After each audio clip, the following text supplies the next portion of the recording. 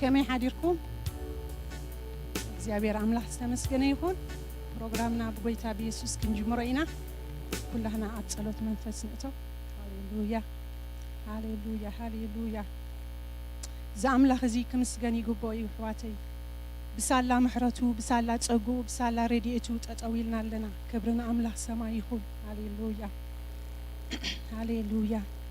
ሃሌሉያ ሃሌሉያ ሃሌሉያ እግዚአብሔር ረዳኢናይ እግዚአብሔር ደጋፊናይ እግዚአብሔር ሓጋዚናይ ሃሌሉያ ሳሉ ሳላ ምሕረቱ ሳላ ጸጉ እንምካሐሉ ትምክሕቲ ምንም የብልና ነሕዋተይ ትምክሕትና ንሱ ክርስቶስ ወዲያው አምላክ ይሁ ሃሌሉያ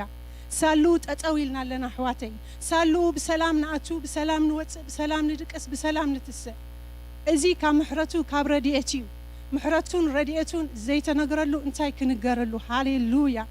ሃሌሉያ ናምላክ ሰማይ ንባርኮ ሕዋተይ ክከብር ከምስጋን ዝግባኦ ንሱ በይኑ አምላኺ ተጠው ምባልና መቆምና ንዑ ክብሪ ንዑ ንምሃብ ጥራሕ እዩ ሃሌሉያ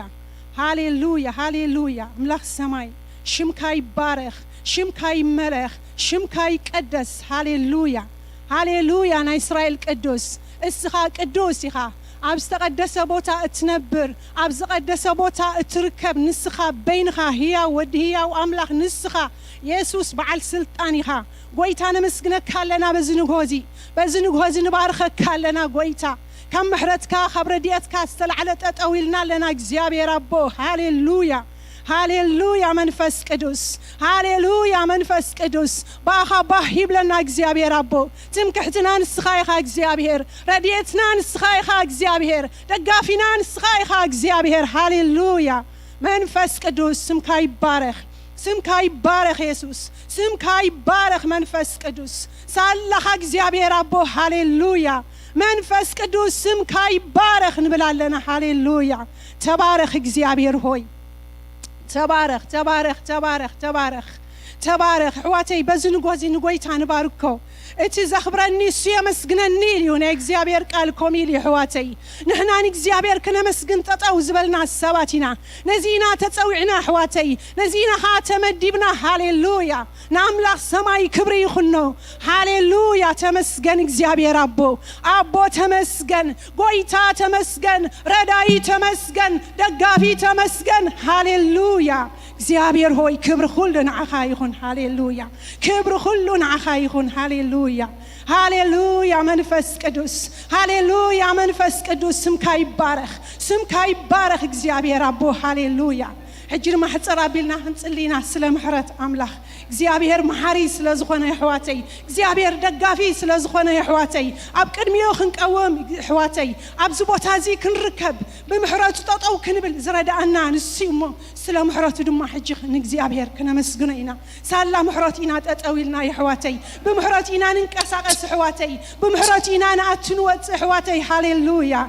ስለ ምሕረቱ ንጸሊ ሃሌሉያ ነመስግኖ ሃሌሉያ نباركه هاليلويا نتزمحر እግዚአብሔር አቦ እግዚአብሔር ደንጋጭ ሕዋተይ እግዚአብሔር ይምሕር ሕዋተይ ሃሌሉያ ስምካ ይባረኽ እግዚአብሔር አቦ ስምካ ይባረኽ መንፈስ ቅዱስ ነመስግነካ ኣለና እግዚአብሔር ስለ ምሕረትካ ብምሕረትካ ኢና ንንቀሳቀስ ዘለና ብምሕረትካ ኢና ንኣትንወጽ ዘለና እግዚአብሔር አቦ ተመስገን ተመስገን አምላክ ሰማይ ተመስገን አታናይ ምሕረት አምላክ ተመስገን አታ ትድግፍ አቦ ተመስገን አታ ትረዳ አምላክ ሃሌሉያ ሃሌሉያ መንፈስ ቅዱስ ሃሌሉያ መንፈስ ቅዱስ ናይ ምሕረት አምላክ እግዚአብሔር ንዘልዓለም ድንግጽ አምላክ ይሕዋተይ እግዚአብሔር ንዘልዓለም ዝድንግጽ ይሕዋተይ እግዚአብሔር ዝድንግጽ አምላክ እዩ እግዚአብሔር ዝምሕር አምላክ እዩ ሃሌሉያ ሃሌሉያ መንፈስ ቅዱስ ነመስግነካ ኣለና እግዚአብሔር አቦ ወብምሕረትካ ተጠዊልና ኣለና ጎይታ ወብምሕረትካ ተጠዊልና ኣለና እግዚአብሔር አቦ እግዚአብሔር ንዘልዓለም ኣይወግደን እዩ ካብቲ ብዝሒ ምሕረትካ ይርሕርሕ ጽሑፍ ይሕዋተይ ኮሚልዩ ናይ እግዚአብሔር ቃል ኮሚልዩ እግዚአብሔር ንዘልዓለም ኣይወግደን እዩ ካብቲ ብዝሒ ምሕረትካ ይርሕርሕ እዩ ሕዋተይ በዚ ደስ ክብለና ይግባእ እዩ ዝርሕርሕን ዝድንግጽን አምላክ ምሳና ስለዘሎ ዝርሕርሕን ዝድንግጽን ጎይታ ምሳና ስለዘሎ ነዚ አምላክ እዚ ክንባርኾ ይግባና حواتي كم جبرنان كم حيلنا تطو كنبل أي جبانانيو جناخ سالات محرتو جناخ سالات رديتو أبكر ميوت أطويلنا لنا مو بز أملاخ زي بح كبلنا يجبانا يا حواتي بز أملاخ زي دس كبلنا يجبانا يا حواتي بزي محرتو منم حواتي نفس وكف نفسنا نفلطينا نفس وكف نفسنا نرداينا حواتي جناخ سالا محرتو جناخ سالا رديتو أبكر ميوت أطو كنبل كيلنا مو سمو يبارخ سمو يبارخ حواتي سمو يبارخ هاليلويا هاليلويا منفس قدوس سم كابروخ يكون نبلا لنا قويتا هو بمحرتك نمنو نوكلو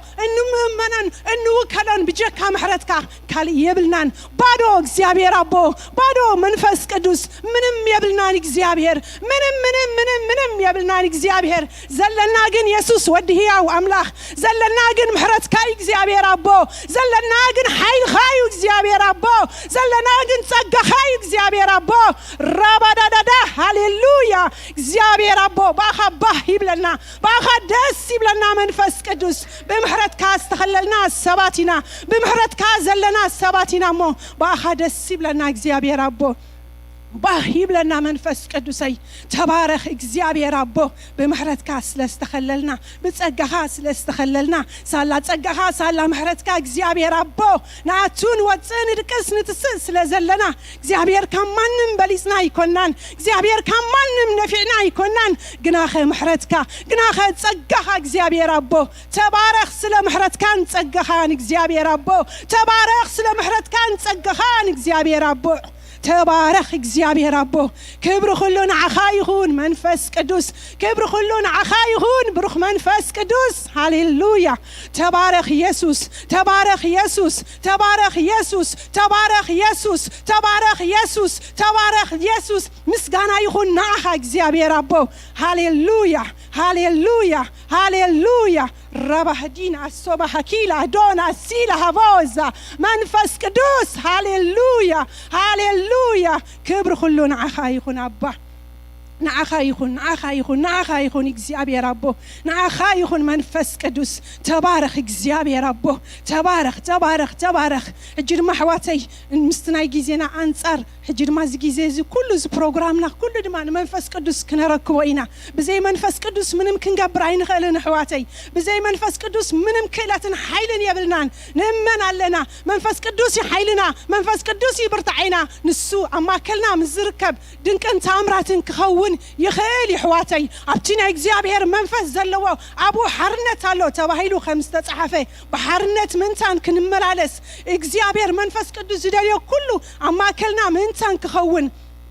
منفس قدوس كنصوعينا حواتي هاليلويا اما كلنا نعاخ نبلينا تخلتنا نسخايخا خنبلوينا حيلنا نسخايخا خنبلوينا بزي باخا غوباينا اي صبقنيو بسخا تزي بلو نغراتنا اي طعمني نبل حواتي هاليلويا هاليلويا كمتي عسى خماي وتي هوت زي بلو نحنا دما بزي منفس املاح هوت يبلنا نحواتي بزي منفس املاح ملكع يبلنا بزي منفس املاح كيلات يبلنا بزي منفس املاح اي قلناني حواتي سلازم منتان كتصبقلنا وشتنا كفوس وشتنا منتان كحدس حموماتنا كفوسو حطنا منتان كملس ويتا خمت زدلينا منتان كنكون نمنفس املاح نصوعيو نمنفس املاح نعدمو نعدمو تعدمو زمت بروخ منفس قدوسيو نسو جوا منفس قدوسيو كي تصوعي متصني غناخنتهم زصوعو خايسو يركبي هاليلويا بزن غوزي نزا املاح زي نصوعيو دليني خطر خرخوا كركبلكم وحكوا خفتلكم لمنك وهبكم زبلكا بروخ املاح كم قالوا ابقالو صنيع زنبر املاح يمو يحواتي بزنو غوزي نصوعيو السخايخا خيلتنا نبلو هاليلويا بزي باخا منم كنقبر عين خيلن نبلو يحواتي بزي باخا حيل يبلنا نبلو يحواتي السخايخا خبرتنا نبلو يحواتي السخايخا حيلنا نبلو يحواتي هاليلويا منفس قدوس ندليك لنا بزن غوزي نصوعك لنا تتصوعها تمص بروخ املاخيخا كي تتصوعها غناي تمصنيخا بزن غوزي غن مسحواتي كوينه دليك لخو تانا عيت دلين نفسي اركبلا خمس بلكا እግዚአብሔር አቦ ትርከብ አምላኺኻ ተጸዊዕኻ ትመጽ አምላኺኻ ደባኽ ትብል አምላኺኻ መንፈስ ቅዱስ ንደልየካ ኣለና ندلي كالنا عتاناي وشت زناني ندلي كالنا عتحتو ملاسي ندلي كالنا عتاني لب وشت تردى منفس قدوس نعخا ندلي نمان ما ينتمن نعخا ندلي እግዚአብሔር ሆይ نعخا ندلي እግዚአብሔር አቦ نعخا دلينا نبخا متينا منفس قدوس نعخا دلينا እግዚአብሔር አቦ وشتنا نعخا يتسمى እግዚአብሔር وشتنا نعخا يدلي እግዚአብሔር አቦ ندلي كالنا منفس قدوس نعقوباينا تصبق منفس قدوس أتا متصبقي أتا عند حلفك تصبق منفس قدوس أب كتما أب قطر دنك أنت عمر تقبر منفس قدوس تابرختيد كان يدلي علينا أنا إግዚአብሔር منفس أتا تفوسيدك تا تزننيدك تا دنك تقبر يدك زايد زي عن يدلي علينا قويتا زايد زي تفوس نوشتنا زايد زي تصرح نوشتنا زايد زي تقدس نوشتنا زايد زي خم فارك خم حسابك تملال سنة قويتا زايد زي ندلي علينا እግዚአብሔር ሆይ ندلي علينا زايد زي أنا إسرائيل قدوس نسمع لنا እግዚአብሔር أبو نزايد زي أدلينا قويتا نبخامتنا لنا እግዚአብሔር أبو نقرنا قديفنا نبخامتنا እግዚአብሔር إيد كاتحشنا نبلا لنا بزن غوزي إيد كاتتصبق እግዚአብሔር أبو ندلي كان نافق كلنا كم قال كم سرت الدبخ بل እግዚአብሔር تاتدلين نبسر كبلايل كخمو እግዚአብሔር نمان ما يدلنا حدا دل يمصن እግዚአብሔር كالي بيزنس يبلنان እግዚአብሔር كالي ندليو ነገር يبلنان እግዚአብሔር ندلي كاغن ناي سماي املاح نعخان ندلي እግዚአብሔር نعخان نصمي እግዚአብሔር نافقنا كامتنا እግዚአብሔር أبو نوشتنا خزنن متنا እግዚአብሔር أبو وشتنا نافقون عخا እግዚአብሔር أبو أملاخ سماي سمك يبارخ أرى منفس قدوس سمك يبارخ أرى تتصويع خادة بختبل እግዚአብሔር تتصويع خاطركبنا إسرائيل قدوس أرى نسخاي خاشمك يبارخ أبا سمك يبارخ بلا الله بزنو هوز قويتا أبارك كالله እግዚአብሔር أمسجنا كالله እግዚአብሔር كبره بكالله እግዚአብሔር مسجنا بكالله እግዚአብሔር تمسجن እግዚአብሔር هوي تمسجن أملاك سماي كبر خلون عخايخون عتالع له خل እግዚአብሔር عتالع له خلو تكابل على زمن سن السولع له خل يستبهل الك እግዚአብሔር أبو نسخالع له خل خان إسرائيل قدوس أرالع له خل خا نقص نجستات أملاك أمالختي قويتا لعلو خلي خا እግዚአብሔር أبو نمسجنا كلنا لعلو خلي نبلا كلنا እግዚአብሔር لعلي خا ما نبيلن እግዚአብሔር كابت أنت عين برن فتصوم عين برن نزل عالمون عين برنيو نسخا لعلو خلي خا تيكاب لعلى زمت نسو لعلو خليو تيكاب لعلى زمت نسو لعلو خليو نا إسرائيل قدوس السو لعلو خليو أملاخ أمالختين السو لعلو خليو نقص نقصات السو لعلو خليو لعلو خلو هاليلويا لعلو خلو بلا الله بزنو غازي أول لعلو خلي خا እግዚአብሔር أبو أول لعلو خلي خانس خا እግዚአብሔር أبو أرني مدري እግዚአብሔር أبو بتباب كسرت كان صغاري كون كان نسماي بمستوعل كازتنا خانس صغاري كون كان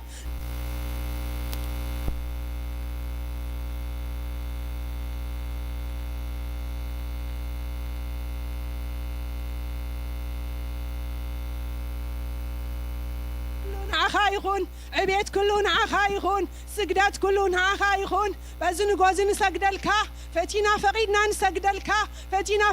فقيدنا نملكك كبر كلون عخايخون كبر كلون عخايخون كبر كلون عخايخون هاليلويا تبارك منفس قدوس تبارك منفس قدوس كم زتصوعنا كامتن كم زدلنا كامتن أما كلنا سلسترخب كاتمسجن بروخ እግዚአብሔር أبو نسخة دبختبل نسخة تمتأملخ نسخة تصويع خدا بختبل أرى تدل እግዚአብሔር أرى زيت دونجي እግዚአብሔር نتم زدلي نزر كبلم زبل كاግዚአብሔር كم زدلنا كامتن سلسترخب كاتمسجن أما كلنا سلزل كاتمسجن نجاراتنا كله سلستركب كاتمسجن دنك أنت أمراتنا أما كلنا سلتجبر تمسجن فقركان حسب كان أما كلنا سلتجبر تمسجن كبر كلنا عخايخون مسجنا كلنا عخايخون أملخ كلنا عخايخون تبارك منفس قدوس تبارك منفس قدوس هاليلويا كبرنا أملخ سمايخون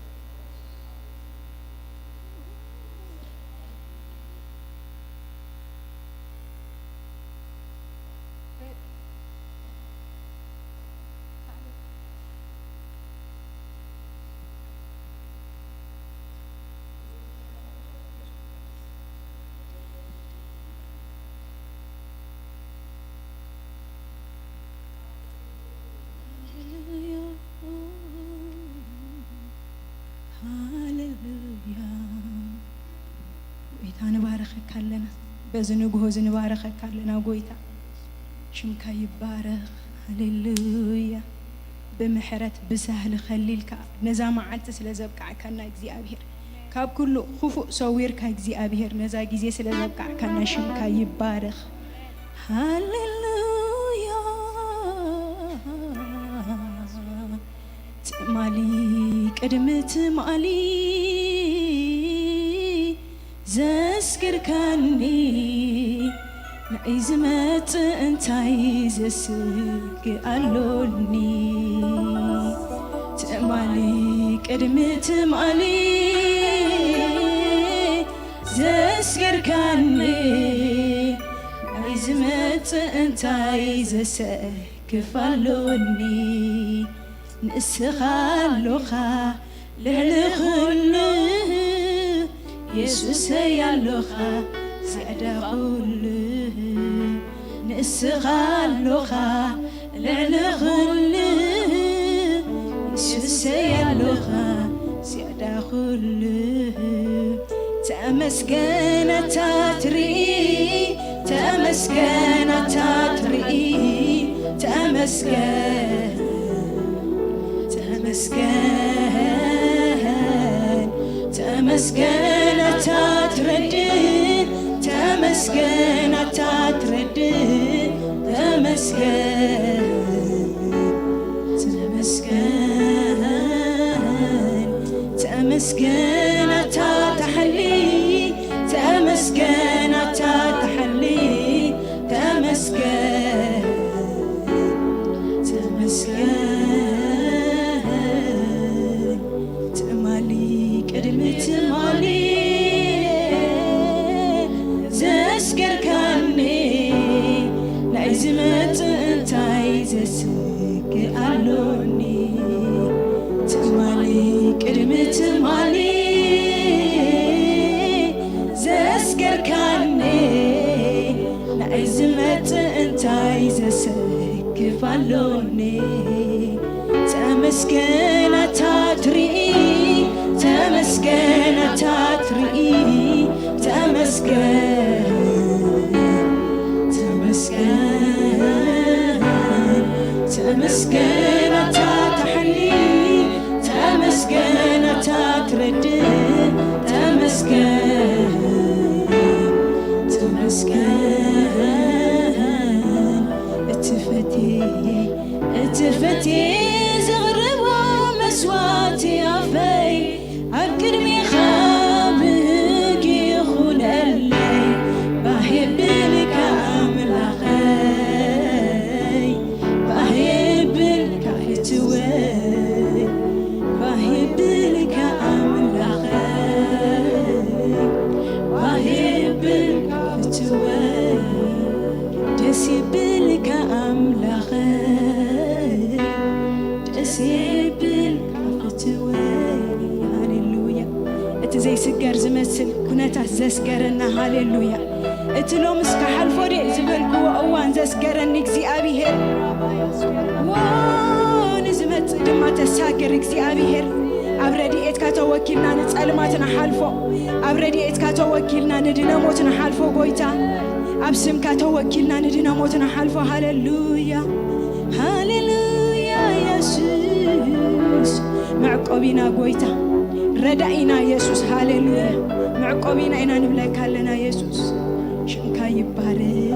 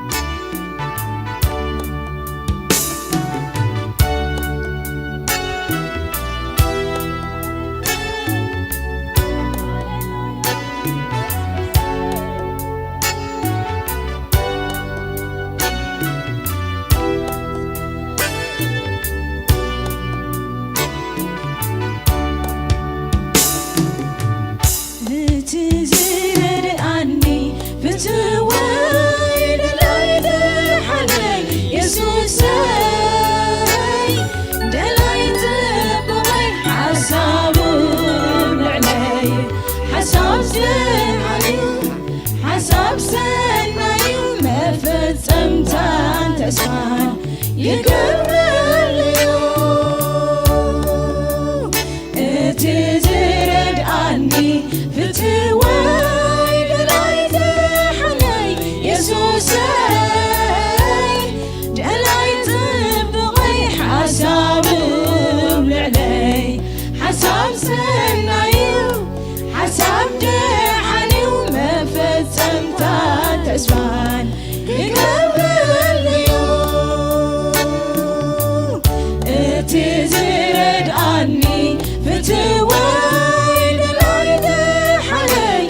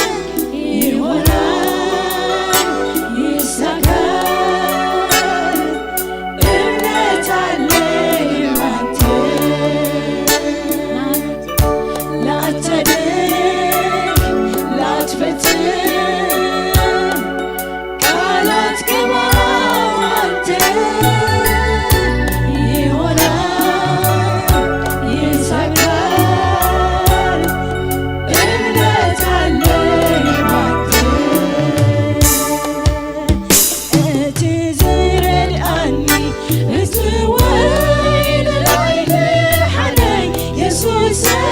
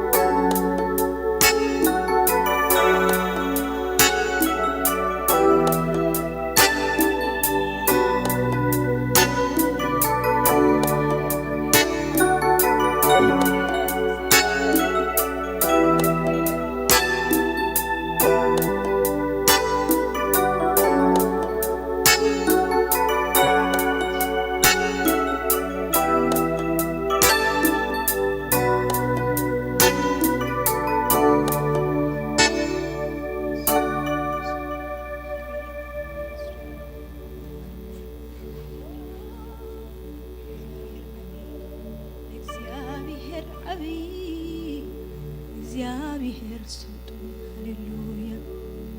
أبزي كلا برهان تنبر እግዚአብሔር ኣብ ልዕሊ ኩሉ ዘለኻ እግዚአብሔር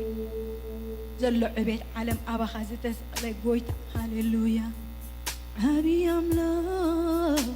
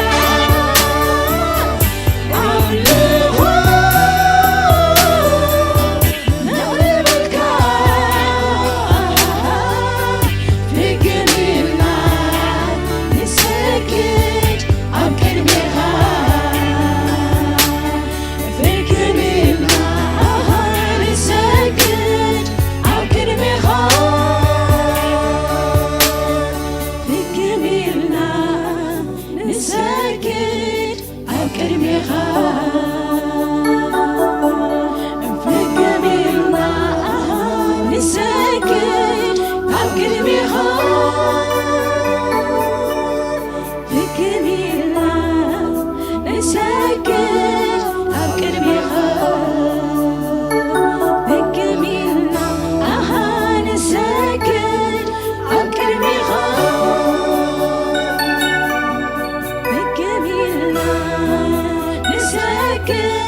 أكرمها فكملنا نسكت أكرمها هللويا سجدتي جبعك تعزازنت كل تعزازنتنا عخا يكون قويتا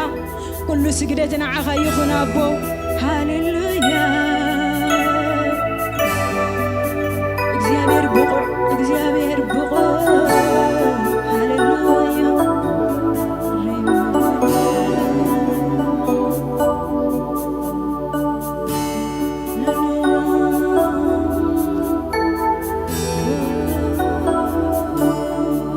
ቀድሞ ክብር የበቃነ ሞልቶ የተረፈ ተገርቶ እንጂ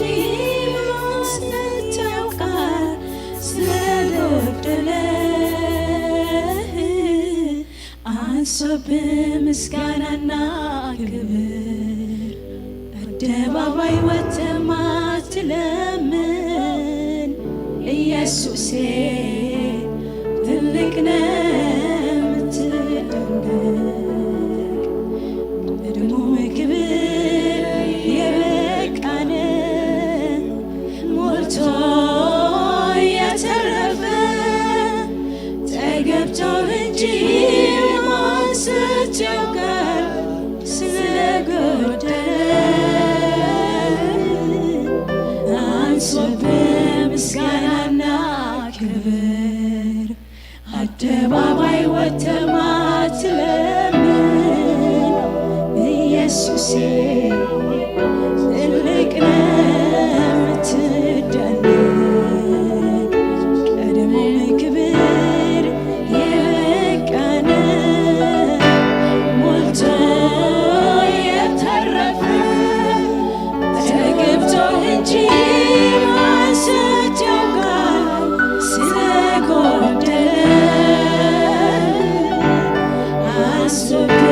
ምስጋናና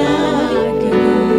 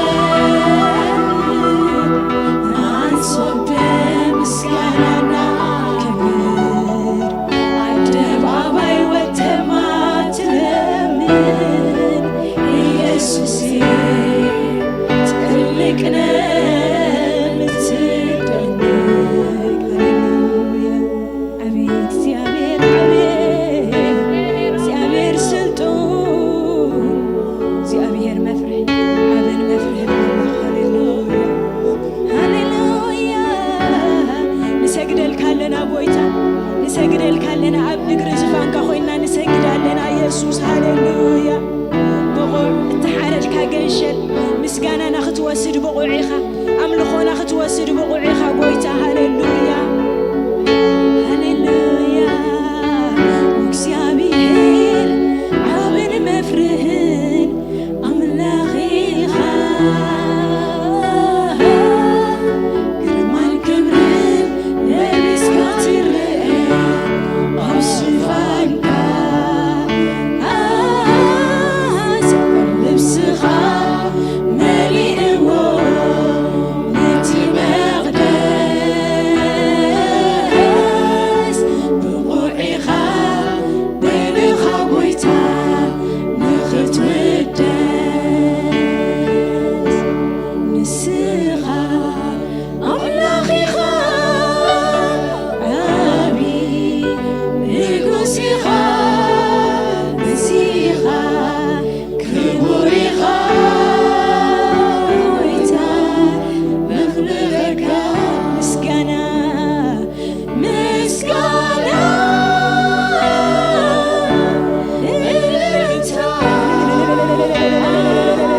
هاليلويا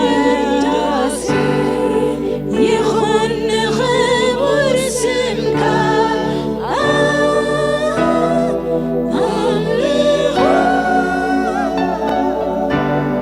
نغرب الكام في جميلنا نسكت عالقربيخا في جميلنا نسكت عالقربيخا في جميلنا نسكت عالقربيخا في جميلنا نسكت عالقربيخا عالقربيخا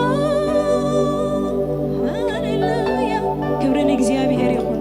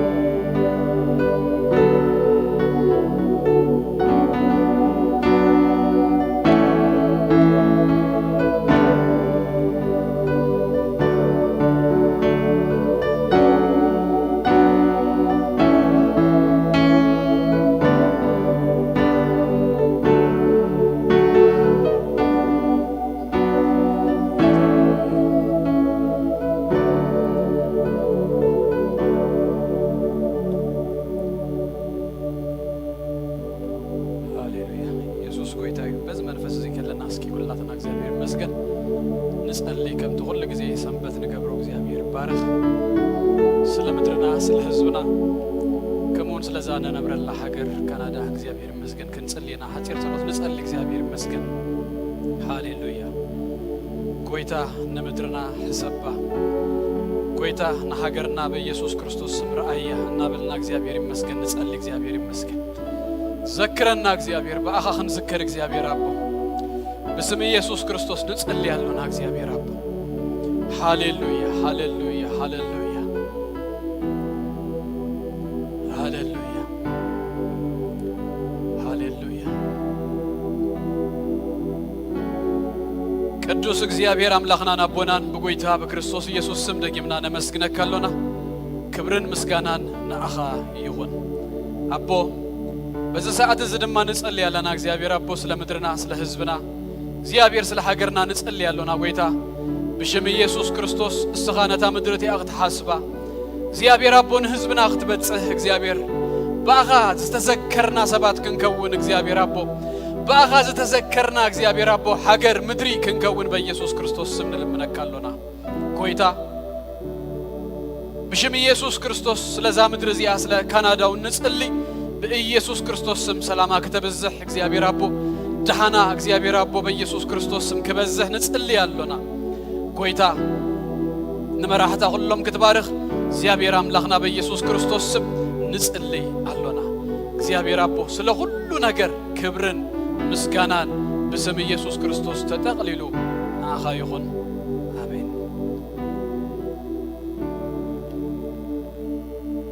እግዚአብሔር ይመስገን ከመይቀንይኹም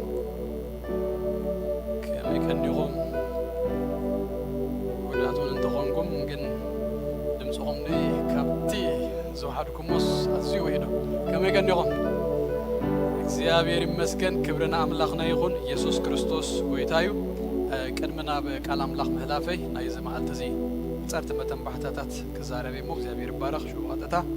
ናብና ይሎም ማዓልቲ ቃል ከንሐለፊና እግዚአብሔር ይመስገን ክብርን ጎይታና ይሁን ከንደዛ ሐለፈ ሰንበት ተነግረና ቀዳም ሜይ 30 ካብ ሰዓት 10 ተጀሚሩ መጽሐፍ ይሁዳ ከነጸነና እግዚአብሔር ይባረክ እምነት በእምነት ምግዳል እትብል መጽሐፍ ሼር ተገራትና ቫይበር ናይ ፓስተር አሮን ና አንድ አንበብና ነቀኒ እግዚአብሔር ይመስገን ለመጽዘሎ ቀዳም ሰዓት 10 አብ ዙም እግዚአብሔር ይባረክ ፓስተር አሮን ነዛ መጽሐፍ እዚያ ክምህረና እግዚአብሔር ይመስገን ከሙንድማ ሜይ 30 ሀደን ጽባህ ሰንበት ማለትዩ ካብ ሰዓት 5 ፍሉይ መደብ ናይ ደቀንስቲዮሎ ኣብዚ ጊዜ ነብይት መርከብ ከሙንድማ ዘማሪት ሶስና ሳሙኤል ሶሲ ከገልግላና አይን እግዚአብሔር ይባረክ ስለዚህ ኩልኻት ክንደቀንስቲዮ ነዚ መደብ እዚ እንተ ሐሰብክ እንዳጸለኽን ክትቀንያ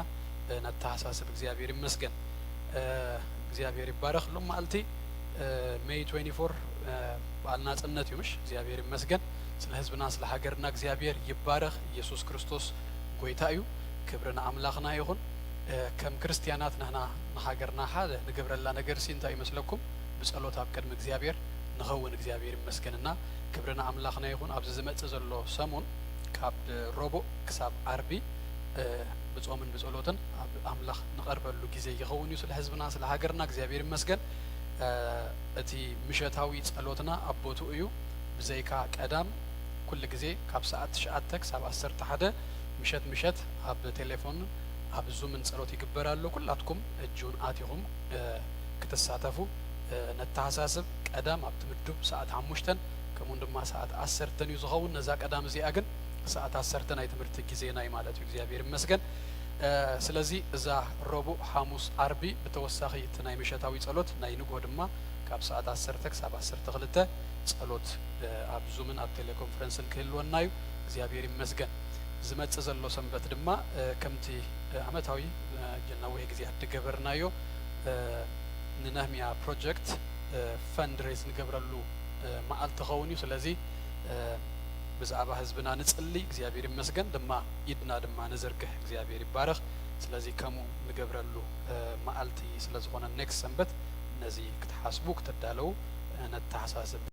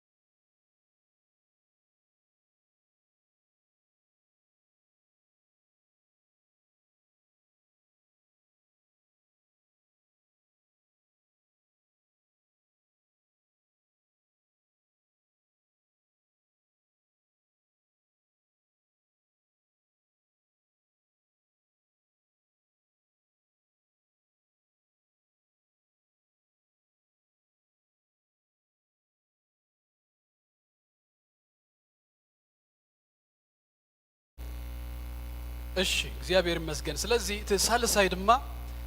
በባህሪ ደረጃ ወይ ድማ ናይ ጽድቂ ናይ መንፈስ ናይ ቅድስና ፍረ ኢሉ መጽሐፍ ቅዱስ ዝገልጾ ናብትን ክርስቶስ ኢየሱስ ናብ ምምሳል ገጹ ንኸደሉ አይነት ፍረ ንሱ ሳልሳይ ፍረ ንብሎ እግዚአብሔር አምላክ ዝተመስገነ ይሁን ኢየሱስ ክርስቶስ ጎይታ እዩ ስለዚህ ካብዘን ሰለስተ እምበኣር ኣብቲ ናይ መጀመርያ ኢና ንዛረብ ወይ ድማ ንመሃር ደለና ኣብቲ ናቹራል ብዝኾነ መንገዲ ንፈርዮ ፍረ ኣሎ ትፍረ ድማ ፍሩትፉል ህይወት ፍሬያማ ህይወት ድበሃል እውት ህይወት ዝበሃል ህይወት ኣሎ ስለዚህ እግዚአብሔር ይመስገን ከም ክርስቲያናት ከም ናይ አምላክ ሰባት ፍረዝ መልኦም እውታት ሰባት ክንከውን መታን ነዚና ንመሃር ዘለና እግዚአብሔር ይመስገን ኢየሱስ ክርስቶስ ጎይታ እዩ ስማ ኣለኹ ደ ጽቡቕ ኣሎ ድምጸይ እግዚአብሔር ይመስገን ኢየሱስ ክርስቶስ ጎይታ እዩ ክብረና አምላክና ይሁን ስለዚህ እጂ ናብቲ ክልተ ሰሙናት ብዛዕባ ዘአርስተ ዝተማሂርና ናብቲ ሳልሳይ ትምህርቲ ክንቀጽል ኢና እግዚአብሔር ይመስገን ኢየሱስ ክርስቶስ ጎይታ እዩ ኢየሱስ ጎይታ እዩ ትገጽኩም ኢንስፓየር ስለዝገብረኒ እስኪ እቲ ዘስብኽ ገጽ ትብል ወስኪ አምጽዎ ኢየሱስ ጎይታ እዩ ክብረና አምላክና ይሁን እግዚአብሔር ይባረክ ስለዚህ ኣብዘን ዝሓለፈ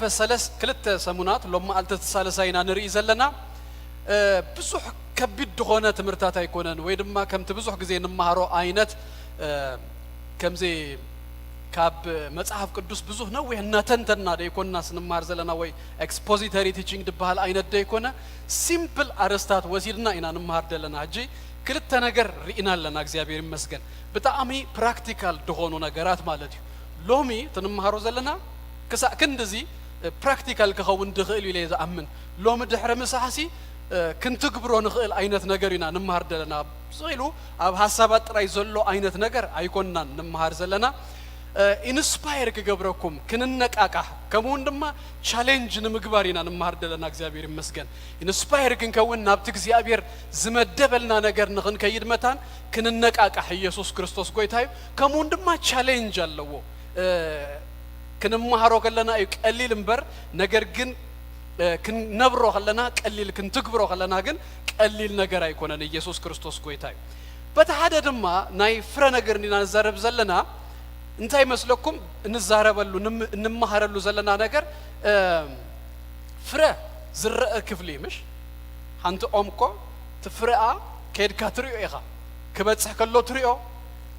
ምስ ፈርየት ትርኢ ፍረ እንተዘይብላ እውን ድረአ ነገር እዩ ፍረ ኣለዋ ድዩ የብላን ትፍለጥ እያ እጂ ኣብ ህይወት ሰብ ክፈሪ ከሎ ይፍለጥ ክእወት ከሎ ፍረ ዘለዎ ፍረ ዝመልኦ ሰብ ካውን ከሎስ ድረአ እዩ እጂ ብዛዕባ ትዝረአ ግን ኣይኮንናን ኣብዘን ሰናብት ንመሃረን ዘለና ብዛዕባ ሱር ኢና ንመሃር ሱር ግን ደይትሪኦ ክፍሊ ማዕረኽን ደይ ሱር ናብ ታሕቲ ኸይዱሎ ከመይ ገይሩ ማይ ይረክብ ኣሎ ገለ እዚ ደይረአ ክፍሊ ግን ፍረ ብዘይ ሱር ኣይመጽእ እዩ ሱር ተዘይ ሰዲድካስ ፍረ ዝበሃል ነገር ድማ ይብልካ ምስታ ፍረ መጽሐፍ ቅዱስ ኣብ ኢሳይያስን ከምኡ ኢሉና ኣሎ ምሽ ነቲ ፍረ እንታይ ኣትቕድም መስለኩም መጀመርያ ሱር ስደድ እዩ ዝብል ሱር ምስ ሰደድካ እዩ እቲ ምፍራይ ድማ ድመጽእ ስለዚ ኣብ ሓደ ህይወት ናይ እውት ሰብ ነዚና ንፍትሽ ዘለና ክህልዎም ድግባእ ዓይነት ሱር ኣሎ ማለት ክህልዎ ድግባእ ናይ እውት ሰብ ባህሪ ፍረ ዘለዎ ፍረ ዝተመልአ ሰብ ባህርያት ኣለዎ ካራክተርስ ኣለዎ ኣብ ህይወቱ ዘጥረዮም ነገራት ኣለዎ ኢልና ብዝሓለፈ ዝረአናየን ክልተ እንታይ እያ ተኣሃንቲ ሓላፍነት ምውሳድ እዩ ሪስፖንስብል ምዃን እዩ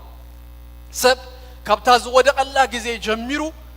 ንኻልእ ሰብ ብሌም ምግባር እምበር ንገዛእ ርሱ ናይ ምርኣይ ነገር የብሉን እውት ሰብ ግን ንገዛእ ርሱ ዝርኢ እዩ ሕጂ ሓላፊነት ምውሳድ እኮ ብብዙሕ ዓይነት መንገዲ እዩ ደእውተና ሲምፕል እዚ ኣኽብለኩም ሓላፊነት ምውሳድ እንተዝህሉ ክንደይ ሓዳራት ምተፈወሰ ሰብኣይ ንሰበይቲ ሰበይቲ ንሰብኣይ እናተኻሰስና እኮ እዩ እጂ ኣነ ኣብዚ እንታይ ዶ ድርሻ ኣሎን ንኸውን እንታይ ኣጥፊኤ ኸውን ኢሉ እኮ ሰብ ክርኢ እንድሕር ጀሚሩ ፈውሲ መፅያ ነገር ግን ንህና ነቲ ካልእ ሰብ እቲ ካልእ ንኣና እናተረኣና ትክክል ከም ዝኾንና ፕሩፍ ንምግባር ጥራይ ኣብ ንካሰሰሉ ህይወት ግን እቲ ነገር ከም ዘለዎ እዩ ንህና ኢና ንበኣስ ዘለና እምበር እቲ ክመሓየሽ ዘለዎ ክልወጥ ዘለዎ ክቅየር ዘለዎ ነገር አቦቱ ኮፍ ይሉል ለውጥ አብዘይ ምጽእ ግን ንካሰስ ማለት እዩ ከሲሰ ንሳሌመይ ጊልት እንደ ራእሰኪመያ ምንም ነተሐደር ደምጽ አሉ ለውጥ ይብለይ አነ ገምዘይ ኮንኩ ጥራይ ፕሩፍ ገረ ናአሰክም በመባለይሲ አብተሐዳር ዝማይ ከማነይ ናብ ዝገደደ ነገር ይድኸይድ ሐላፊነት ሙሳድ ግን ኦኬ እንታይ ክገብር ይኽእል ናብ ዝብል ንገዛእ ርሰይ ብምርአይ ግን ብዙሕ ለውጥ ከምጽእ ይኽእል እዚ ተቀዳማይ ዝረአናዮ ተኻልኣይ ድማ ዝሓለፈ ሰሙን ዝረአናዮ ሪስክ ሙሳድ ብትብዓት ብእምነት ምስጓም ዝበሃል ነገር እጂ እቶም ዝተዓወቱ ንብሎም ሰባት ኩላቶም ሪስክ ወሲዶም ብትብዓት ሰጉሞም እዮም ናብ ሓደ ነገር ድበጽሑ እምበር ኮፍ ኢሎም ኣብ ዘለዎ ደው ኢሎም ዝተዓወተ ሰብ የለን ትንጽጽር ዝረአናዮ ተቀዳማይ ሳኦል ምስ ዳዊት እዩ ተኻልኣይ ድማ ዳዊት ምስ ሚካኤል ኣብ መስኮት ኮይነ ኣትርኢ ነርና ዳዊት ግን ኣብ ታሕቲ ኮይኑ ነቲ ታቦት እግዚአብሔር ምስ መጸስ ይሰራሰር ይስእስ ከም ዝነበረ ሪና ኣብ ላዕሊ ኮይንካ ብምርአይ ለውጥ የምጽን እዩ ናይ ሰብ ሪኢኻ ነቀፌታ ብምቕራብ ጥራይ ምንም ተምጾ ለውጥ የለን ዝገብር ሰብ ግን ክንቀፍ ዋላ ንገዛእ ርሱ እኮ ኤክስፖዝ ገይርዋል እጂ ቤተ ክርስቲያንና በዓል ያሬድ ሩት ቲቲ እግዚአብሔር ይባርኩም ሓደ እኮ በአገልግሎት ደረጃ አርአያ ኮይንኩም አለኩም ፍረ አምጽኢኩም አለኩም ተካሴት እኮ ፍረ እዩ እጂ ምስገበርኩም ዩቲዩብ ዲኹም ሰሪሕኩም ገለ መሰርአኹም ሓደ ምንም ዘይገበረ በመስኮት ኮይኑ ድርኢ ክነቅፈካ ክእል ነገር ግን አትሊስት ግን ንስኻ ግን ተተነቀፍኩን ይነቀፍ ኢልካስ ገለ ነገር ግን ጌርካ ኣለኻ ዋላ ጌጋንተሎ ኣብ ኔክስት ከማይሽ ኮፊሉ ዝርኢ ግን እና ነቀፈይ ክነብር እምበር ምንም ነገር አይገብርኒው አይፈርኒው ስለዚህ ፈሪህና ዶው ብምባል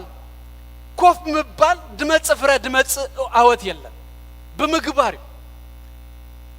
አና ሌክቸር ፈትዌ ክትምርት ኸይድካ መምሃር ይፈትዌ ፈተና ይፈቱን ይፈቱልዎድ ጻፍ ከተባሃል ገለኻ ገላ you don't like it ነገር ግን ሌክቸር ትፈትዌ ኻጂ ነቲ ፈተና ፈሪህ ግን ነቲ ፔፐር ጻፍ ፈሪህ ከይ ወድቅ ፈሪህ ግን ኮፍ እንደህሪለ ዳንቂራ ይነበር ከይ ከስር ይሉ ዝፈርህ ሰብ ነጋዳይ ከምዘለዎ ዳንቂሩ ይነበር እምበር እታ ምክሳር ክትህሉ ትኽእልያ ግን ክፍትን ይሉ ክወጻለው ስለዚህ ኮይኑ አባያ ደውያ ሪስክ ዝበሃል እዚ ኮይ አለኮቲ ከጋጥም ድኽእል ነገር ግን ንአምላኽ አሚንካ እንተ ሆነ ይኹን whatever አይነት ነገር ይምጻ ኢልካ በእምነት ነተዛአመንካሉ ነቲ ናይ ህይወትካ ዕላማ ዝኾነ ነገር በመኻዲኻ ተእወት እዚ ኢምፓላ አጋዘን ዲድባ ኢምፓላ አጋዘን ኣብ መብዛሕቱ ዙ ከቀምጥዎ ከለው እዚ ከምዚ አንቢበ እሱ ክዘሎ ዝኽእል ብጣዕሚ ነውሕ ክዘልል ድኽእል ነገር ግን ንእሽተይ ክርኢ ዘይክእል ጥራይ ገይሮም ሓጹር እንደህር ገይሮም ሁሉስ ክዘልል አይክእል ንምንታዩ ዘሊለ ምስከድኩ አምንተ ደአልቢሉ ከይራአየ ክዘልል አይክልኒ ቱ ፖቴንሻል ግን ንመብዛሕቱ ዙስ ዘሊልዎ ክወጽእ ኸይ ነገር ግን አይዘሎኒ ስለዚህ ደፍሮ ማለት እዩ ብዙሕ ግዜ ድማ እኮ እቲ በረኸትና ኣብቲ ይዘሎ አምፍታን አምዝላል አምስጋር እወ ይኽእል አምላኽ መሳይ ያለው ኢልካ አምስጓም ይዘሎ ነገር ግን ሪናዮ ጥራይ አንታይ ከኸውን ይድሐራይ ከመይሉ ገለገለ እናበልና ከምዝበልኩኩም እናፈርሐ ኪሳራ እናፈርሐ ገለ ዝተቀመጠ ግን ተቀሚጡሎ በመዝላል ግን ሓንሳ ምናልባት ክወድቕ ኸልዩ ኣብታ ኻልኣይ ግን እኮ ክትኮነሉ ያ ናይ መብዛሕቶም ደቂ ኣንስትዮ ደይኮኑ ኣወዳት እዮም እዚኣ ዝፈርሑ ዲቮርስ ዝፈርሕ ሰብ ዲቮርስ እኮ ኣሎ ንኡ ተፈሪሕካ ግን ሲንግል ኮይንካ ኢኻ ንኩሉ ግዜ ኢኻ ክትነብር እጂ እዚ ክህሉ ይኽእል እዩ ግን እንታይ ኣሎ ማለት እዩ በቃ አሚንካ እምነቱን ውስኽ አቢልካ ኢኻ ትኸዶ እታ ጓል ከጫፍ ካብ ጫፍ ንጫፍ አይተፈልጣን ኢኻ ገለ ፓርቱ ሪስክ ንወድውን ማለት እዩ ኢንፋክት እንተለኽን ማለት እዩ ብዙ ግዜ ግን እዚኣ ናይ ወድ ፍርሓት ንካብ ጫፍ ንጫፍ አይተፈልጦን ይኻ ግን በትዝ ተረዳኸ መጠን በድህሪው ጸልይኻ በቃ እግዚአብሔር አሉ ይልካ ትሰግር ትኸይድ ስለዚህ ሪስክ ዘይወስድ ሰብ ፈጽሙ አይፈርን አይእወትን ሪስክ ዝበሃል ነገር አሉ አቮይድ አይግበርን እዩ ከማን ዝገደደን ዘአበየን ሪስክ ዘሐለፈ ጊዜ ለኩም እትድኮፍ ዝበለ አሞዳታ ምንም ከይገበረ ካብ በረኸቱ ዝተረፈ ካብ ትከገብሮ ዘለዎ ነገር ዝተረፈ ትኮፍ ዝበለ ኦኬ እጅናብ ናይስ ሎማዓልት ድማ ናብ ሳልሳይ ክንሰግር ካብ ሃንተ ጠቕሲ ጆን ካብ ዳዊት ክብገሴ ብድሕሪኡ እናተንተናዮ ክንከይዲና ሎም ድማ ንሪኦ እናወሰካ ምኻድ እጂ ዝእወት ሰብ ዘንዛ ሓለፈ ክልተም ናይ ሎሚ ክንሪኦ ከለና ከምዚ ናይልና ዝእወት ሰብ ፍሩትፉል ድኸውን ሰብ ቀዳማይ ነገር ሓላፊነት እንታይ ድገብር እዩ ዝወስድ እዩ ካልኣይ ሪስክ ዝወስድ እዩ ሳልሳይ እናወሰኸ ዝኸይድ እዩ ግሮዝ ድበሃል ነገር ሲ ኣብ ህይወቱ ኣሎ በቲ ዝሓዞ ነገር ደው ድብል ስታግናንት ድኾነ ስታክ ድገበረ ኣብ ሓደ ቦታ ይኮነን ኣብ ህይወቱ እናወሰኸ ዝኸይድ እዩ ካብ ሃንተ ጠቕሲ ከም ዝበልኮ ክንብገስ እሞ ነቲ ሓሳብና እናተንተናዮ ክንከይድ እጅውን ዳዊት ዩ ኤግዛምፕልና ቀዳማይ ሳሙኤል ምዕራፍ 16 ቁጥር 18 ዘላ ሃንተ ጠቕሲ ከም ብበልኩ ሽኡ ሓደ ካብቶም አጓብዝ እነሆ ወድ እሰይ በዓል ቤተልሔም ፈላጥ ወቃኢ ርኢ ኣለኹ ንሱ ብርቱዕ ጅግና ተዋጋኢ ሰባይ መስተውአል ዘረባ መልክአኛ ሰባይ እግዚአብሔር ከአምሱ እዩ ኢሉ መለሰይ ካብዛ ጥቅስ እዚ አውን ሓንቲ ሓረጌ ደልየ ደለኹ ብዛዕባ ዳዊት ወዲ እሰይ ክዛረብ ከሎ ኣብዚ ሳሙኤል ፈላጥ ወቃኢ ይብለና ኣብ ሓድሽ ትርጉም ድማ ክኢላ ወቃኢ ሙዚቀኛ እዩ ነይሩ ኣብ እንግሊሽ ክልተ ትርጉማት ጥራይ ክነግረኩም ኤክሰለንት ይብሎ ኣብ ሓደ ቦታ ድማ ስኪልፉል ሚውዚሽያን ዳዊት እንታይ እዩ ስኪልፉል ድኾነ ሚውዚሽያን ኤክሰለንት ድኾነ ሚውዚሽያን ኦኬ ሕጂ ብፍላይ ስኻትኩም ኣብ መዘምራን ዘለኹም ብዛዕባ ሙዚቃ ጽቡቅ ጌርኩም ትፈልጡ ኢኹም ኢለ ይኣምን ሙዚቃ ፈላጥ ወቃኢ ክትከውን ስኪልፉል ኤክሰለንት ድኾነ ሚውዚሽያን ንኽትከውን ብሓደ መዓልቲ ዝመጽእ ነገር እዩ ኮነ ብዙሕ እንታይ የድልዮ እዩ ዲሲፕሊን ደልዮ ኮሚትመንት ደልዮ ዋጋ ምኽፋል ደልዮ ነገር እምበር ብሓደ መዓልቲ ውልድ ኢሉስ ኣይመጽን እዩ እቲ ናቹራሊ እግዚአብሔር ታለንት ከበካ ኸልዮ ክንመጾ ኢና ንኡ ዝኸውን ሙዚቃ ድምፂ ዝሰምዕ በቃ ናይ ድምፂ ነገር ዝርድኦ ኣሎ ዘይ ብዙሕ ናቱ ዘይኮነ ሰብ ድማ ኣሎ እቱ ዝብለካ ሰብ ክትከውን ትኽእል ኢኻ ግን ገና ብምውላድ ድተወድእ ነገር ግን የብልና እናዓበየ ክኸይድ ድኽእል ነገር እዩ ንፋክት እዚ ንኹላትና እኮ ፕሩቭ ኮይኑ ኣሎ ኣብ ዝሓለፈ ዓመት ድዩ ወይ 2 ዓመት ትገብር ኣብዚ ቤተ ክርስቲያን ሙዚቃ ክንምህር ዓደ 4-5 ብኩሉ ዓይነት ሙዚቃ ክምህሩ ድኽእሉ ሰባት ረኺብና ድራም ኪቦርድ ጊታር ቤዝ ገለ ኩሉ ማለት እዩ ዳራይ ሰብ ተመዝጊቡ ፊርመንበር ወደ 40 ገለ ዝኸውን ሰብ ተመዝጊቡ ክልተ ወርሒ ኣይከደትን ግን ጽሪ ኢላስ ዚሮ ታሪፋ እጂ ድሌት ደይብሉ ኣይኮነን ትጉዳይ ግን ኮሚትድ ኮይኑ ነንመዓልቱ እናወሰኸ ንምኻድሲ ትኽእልዶ ሰዓታ ጉዳይ ዘላ ኤክሰለንት ድኾነ ስኪልፉል ድኾነ ሙዚቀኛ ንምዃን ብሓደ መዓልቲ ብሓደ ሰሙን እውን ዝኸውን ነገር የለን ገዛ እርስኻ እኮ ጊታሪስtka ከምዚ ንሪኦ ኢና ኤር ጊታር እኮ ካባይ ጀሚርና ኩላህና ንገብር ኢና ማለት ተትኽእሎ ትብል ኢኻ ተትኽእሎ ሲ በቃ ከምዚ እንዳገበርካ እንተ ተዝምር እንተ ተምልኽ ኣበያ ግን ኣብታ ዲሲፕሊን ኣብታ ነንመዓልቱ ጊዜ ሂብካ ወሲድካ ፕራክቲስ ምግባሩ ምልምማዱ ኣበያ ግን ተክፍል ይዋጋ ስለዚህ ዝኾነ ይኹን ሰብ ዝእወት ዝኾነ ይኹን ሰብ ናፍረድ በጽህ እዚኣ ዲሲፕሊን ክትህልዎ ኣለዎ ይብል ደሎ ስቕ ኢሉሲ ኣይእወትን እዩ ስቕ ኢሉሲ ናፍረ ኣይበጽህን ዳዊት እኮ ኣብዚ ተሪኹም ንሳኦል እዩ ሙዚቀኛ ተደልዩ ሳኦል ኣብ ቤተ መንግስት እዩ ንጉስ እዩ ንዳዊት ንመጀመርያ ግዜ ናብ ንጉስ ናብ ቤተ መንግስት ዘእተወቶ እዚኣ ክእለቱ እያ ካብ እስራኤል ሙሉ ክድለ ከሎ ካብ እስራኤል ሙሉ ተደልዩ እንታይ ተባሂሉ ዳዊት ድበሃል ኣሎ ሓደ ፈላጥ ወቃኢ excellent musician ሓደ skillful musician ዳዊት ድበሃል ኣሎ ተባሂሉ መጽዩ ስለዚህ ኣብ እስራኤል ሙዚቀኛ ይነበረን ማለት አይኮነን ብዙ ሙዚቀኛታት ነይሮም ሆኖ ነገር ግን ካብዞም ኩሉ ሙዚቀኛታት ናብ ቤተ መንግስት ዘምጽ ኣብ ቅድሚ ንጉስ ደው ዘብል ክኢላ ዝኾነ ሰብኣይ ግን ተረኺቡ ስለዚህ እንታይ ክብለኩም ደልየ እጅብ እዚኣ ንዳዊት በሓንቲ ኤሪያ ያምሽ ኢንፋክት ናይ ዳዊት ህይወት ኣብ ካልኡን ተሪኹሞ ከምኡ ንጎልያዱን ከይዱ ክገጥም ከለኮ በታ መዓልቲ ኣይኮነን እምነ ምውርዋር ዚ በወንጭፍ ጌርካ ወንጭፍ ዲቡ ትግርኛው ወንጭፍ ምውርዋር እኮ ታማዓልቲ ኣብ ጎልያድ ኣይኮነን ተላሚዱዋ ቅድሚኡ ድገብሮ ዝነበረ ናይ ገዛ እርሱ ሲቪ ናይ ገዛ እርሱ ረዚሜ ከቅርብ ከለኮ ኣነ ኢሉ ናይ አቦ ያባጊ ክህሉ ከለኹ አንበሳ ይመጽእ ድብ መጽእ ንሁሉ ድማ ሂዘ ብጭዕሙ ጎቲተ ይቀትሎ ገለ ይሉልኩ ኣብ ህይወቱ ዝገብሮ ዝነበረ ዝተላመዶ ዘአበዮ ነገር እንበር ኣብ ቅድሚ ጎልያድ መጽዩ ሓደ ማዕቲ ድንገት ናይ ተአምራት ጉዳይ አይኮነን ዝተላመዶ ነገር እጅ እንታይ ክብለኩም ደል ይመስለኩም ሓደ ሰብ ድማ ድዕወት ሓደ ሰብ ድማ ናፍረድ በጽህ is a process ናይ ብዙህ ማዓልታት ዲሲፕሊን ድኾይኑ ናይ ምጽራይ ሽኡ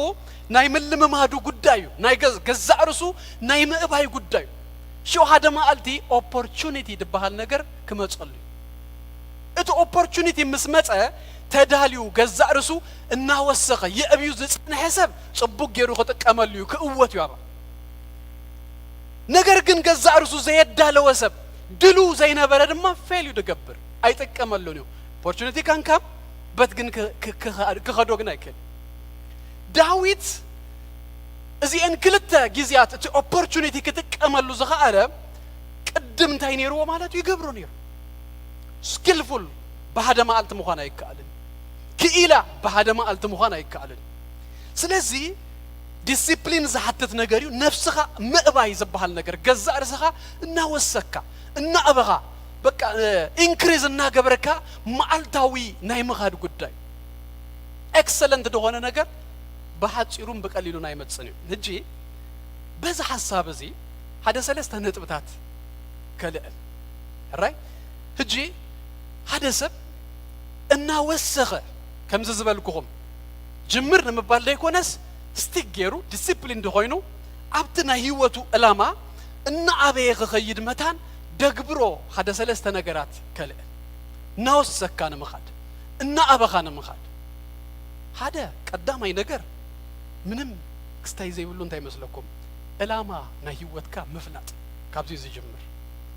ዋይ ንምንታይ ተፈጢርካ እግዚአብሔር በአኻ እንታይ እዩ ክገብር ደልዩ ማለት በሁሉ ኤሪያ ኮ አብ አይከልኒ እንክርስ ክገብር አይከልኒ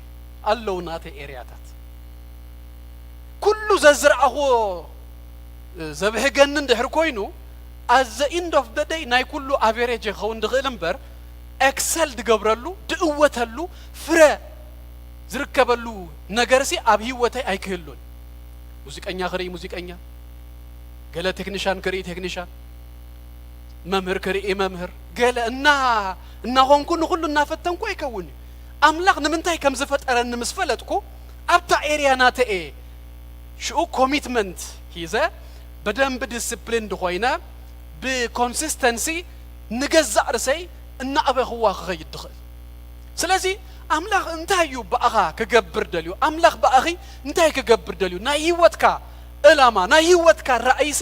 ኣነጽርካዮዶ ኣነጽርክዮዶ እዚ ሕቶይ እዚ ዝመለሰዩ እናወሰኸ ኸይድ ድኽእል ብዙ ምክንያታት ክበኩም ሓደ ክጅመር ከሎ አምላክ በአጋጣሚ ንሰብ ዝፈጠሮ እኮ የለ ኣይኮነን ኣምላኽ ሰብ እኳ ንዝፈጥሮ ነገር ብዕላማ ይድፈጥር ንዝኾነ ፐርፐዝ እዩ ዝፈጥር ስቕኢሉስ ብሃውሪ በቃ ኣምፅዮ ግጥም ኣየብልን እዩ ንኣይን ንኣኻትኩም እሞ ኣምላኽ ቅድሚ ምስራት ዓለም እዩ ሓሲቡና ስለዚ እግዚኣብሔር ስቕኢሉስ ኣየምፃኣናን እግዚኣብሔር ብዕላማ ያምፅዩና ካብኡ ድማ ብዝሓለፈ ድማ ክርስቲያናት እንዲና ንጎይታ ኢየሱስ ክርስቶስ ዝፈለጥና እሞ ብደም ጎይታና ኢየሱስ ክርስቶስ ተዓዲግና ብናይ መስቀል ዋጋ ተኸፊሉልና ተዓዲግና ኣብ ቤቱ ዘለና ሰባት እሞ ብዘይ ፐርፐዝ ብዘይ ዕላማ ይኮንና ብዛ ምድሪ እዚኣ እግዚኣብሔር ደቐመጠና ንዕላማ እዩ for a purpose እዩ እግዚአብሔር ይመስገን ስለዚ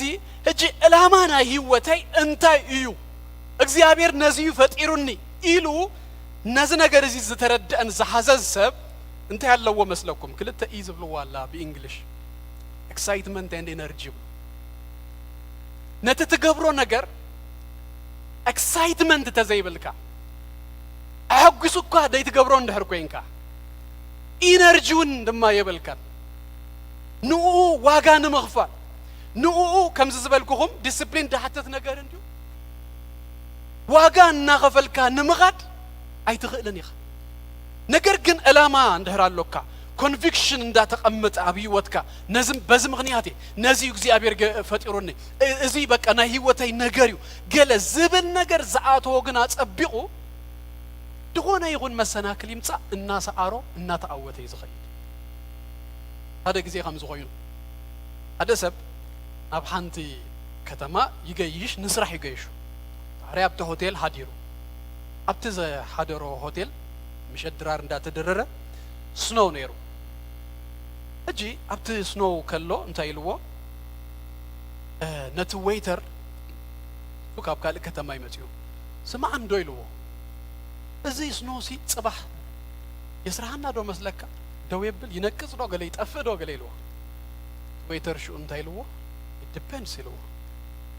سرسي it depends whether you are in commission or in salary لو أتوكم دي أب salary دي خاب commission سي ساعتها depend تقبره commission تخوينكا منم ترخبوس لا زي بالكال صباح نقو استاسنو تحلو قدني غا تسيغا خد كيد salary تخوينكا sorry ربازيها سنوبرتيو يلكاس كترفيها ده ترف جن ندحر كوينوس you can do it مالتيو if there is a way if there is a will there is a way بلو مش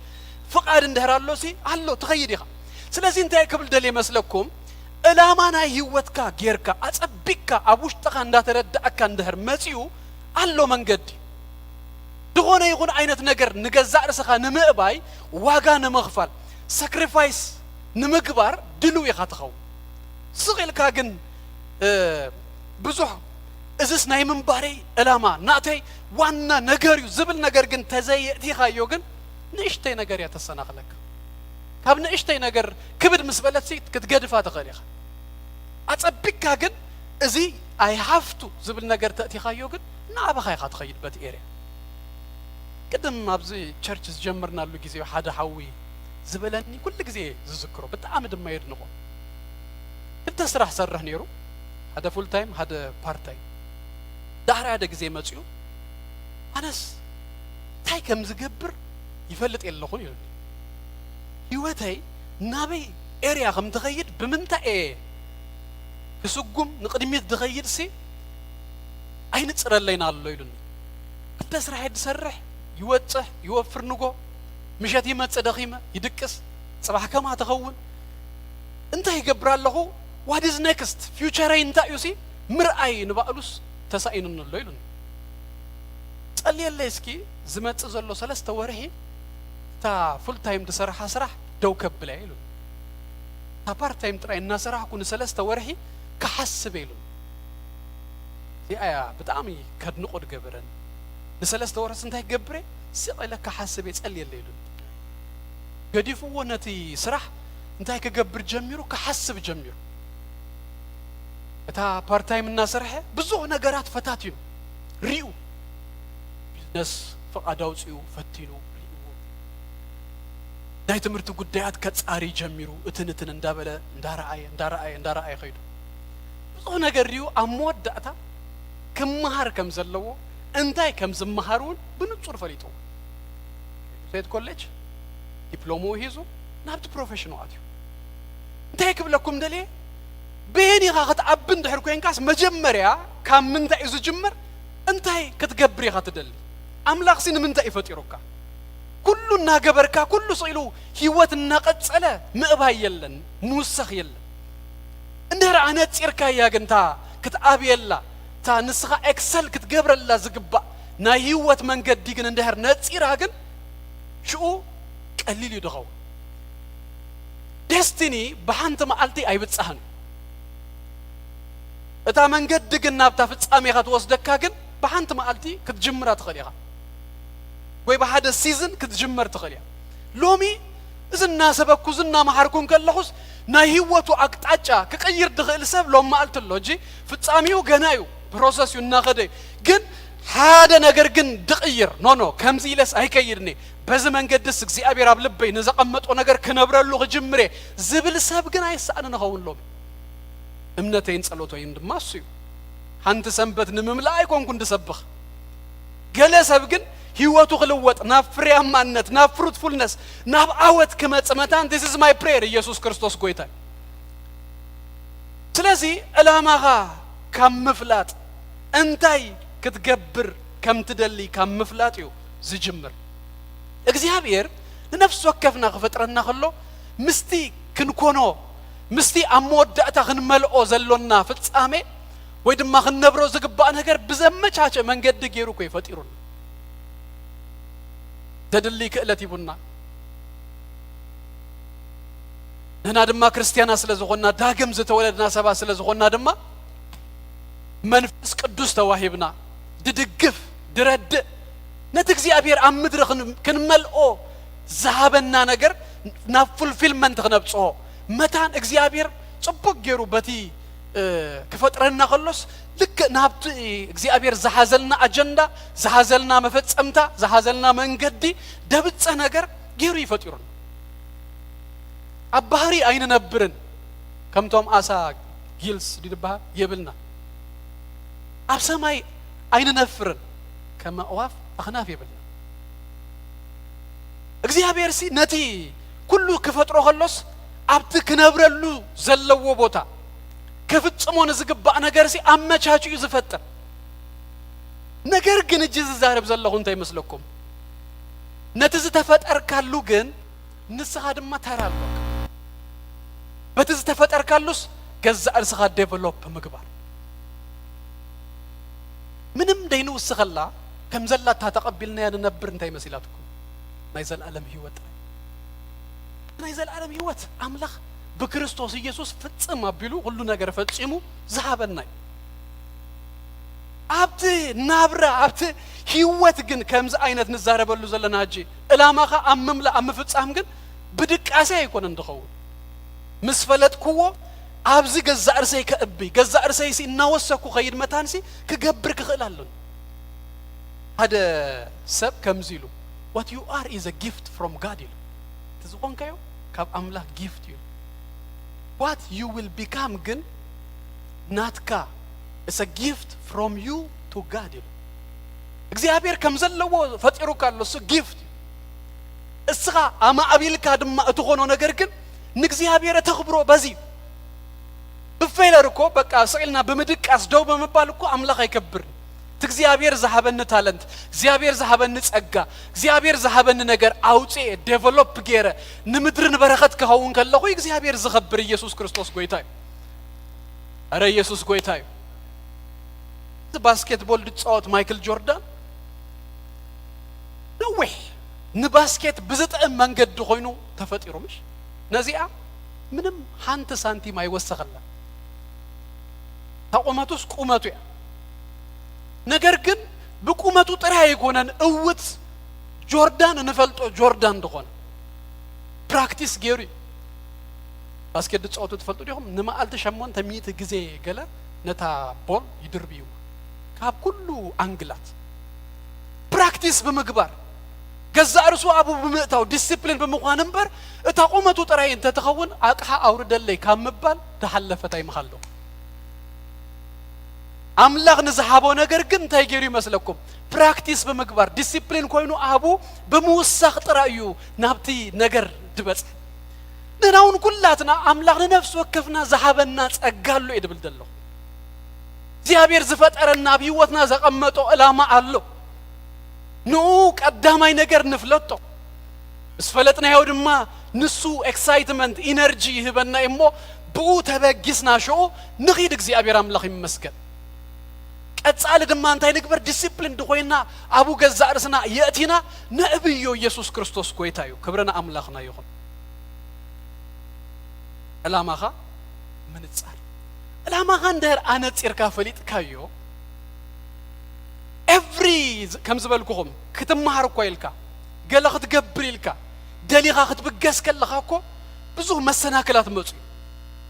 ነተን ኩለን መሰናክላት ክትሓልፎ ትኽእል ሪሊ አምላኽ እንታይ ከም ዝሃበካ እንታይ ከም ዝገበረልካ መን ምዃንካ ኣጸቢቅካ ምስ ፈለጥካዮ ኣታስኻዳ ዘሚርካ ይትኽእሎን እናበልና ካዋላ እንድሕር ኣጸቢቅካ ፈለጥካዮ እንድሕር ኮይንካ you will prove us wrong هذا ما قلت نقول لا تناس اتزبلنا يوس كم نوهت أو تجبرنا كاب سبت تصبيو نجار يكون أنا سخيخا نفسها صبوك يركا فليت كاشو whatever سبت الله يبل دهونا نجار يمسع blocks بق مسنا كلاتي كمتو الناس أجر كيامنا يا خطخي بيتهوفن تمام هرو السخا كومبوز كتجبر موسيقى فتسيم كأيتو حسبوا يبل كان زيلاتو ألبرت أينشتاين ما تسخا فتسيم كأيتخيلني خا نات كأيكونن تباهيل والت ديزني زي أب كاليفورنيا أب فلوريدا ناي هتسانات ناي موفي ناي جلزي استايز جبر سبعي والت غازيت إنجاي ديرو أب هذا غازيت أسرح نيرو creativity زبحال نجار يبل كان تباهيلو كابس راح تسوقيكي تيك بلكم دليل مسلكم سب كمان قبلك كان بزوه مسناكلات كقطمك جن تفلطو دي خاصها እግዚአብሔር ንምንታይ ዕላማ ከም ዝፈጠረካ ኣብ ውሽጥ ኻስ እንታይ ከም ዘሎ እንድህር ኣሚንካ ንህና ከይኣመንናልካ ሰብ ኩሉ ኸይረኣየልካስ እስኻ ሪኢኻ ንነፍስኻ ማንም ድኾነ ይበልካ ደው ኢልካ በቲ ነገር እቲ ክሳብ ፍጻመ ክትበጽሕ እጂ ካበይ ዝጅምር ከም ዝበልኩኹም ውሽጥኻ ብምርኣይ ብምፍላጥ እግዚአብሔር እንታይ ኣባኻ እግዚአብሔር እንታይ ኣባኺ ዘቐመጠ تبزبلو واي سو ايكو سو سكندري سخناتكا ملاش وانا اورا نغرمبر سب ايترفكا ايبصحك كوناتات ايترفكا ايبصحكا فيلك قبر اندهر كوينا انا بالي برناتكم وينا يزغنا سب وينا يزغنا كوناتات ايكونن اموداتا كقوتن كقوتن سي انا كماي امينه كماي غير ينقساقسالخو زياتا وانا نغر أبكال أي حساب كخيد أبزي ناوسك كان مخاد تقدمي تزبلكم إلا ما هي وات كانت سير كان مفلات زي أبد أمنا قداسي دي ناوسك كخد كيد من ياتو إلا ما هي وات كان دهر فليت كيخا بتأبات نجر excited تغون إنرجون زهلوك زي نفتو نجر ناقبرنا هيوتنا ملوك النبر أي نفكر يا حواتي بس excited قبرنا نقول كنتس خلناس دس زبلنا نجرسي نابو دتخفله واقع يكفلسي كنكيد علن جلس كنفتر كنكل علن نابو كنكيد علن إنرجون كابو يدركب تزاي كوينو هيوتسي بتعمي frustrated إننا نبر دس كيبلنا كي تحققنا إنرجي زي بلو بكا excitement زي بلو سيلكا كل جزء مرد تمل أو عينت هيوت كلونا إذا كي كونكن واقع كفيلنا سئلو بدو بدك أسوس تعوّد هلا قبت إجزاء أبير زبلنا نجر نقطة تقدمي حسابي زي قال أي ناوسخنا نمخات موت أن يدلي ويدما بلان مقبار يدلي محساب يدلي تاكم زبلكم فرد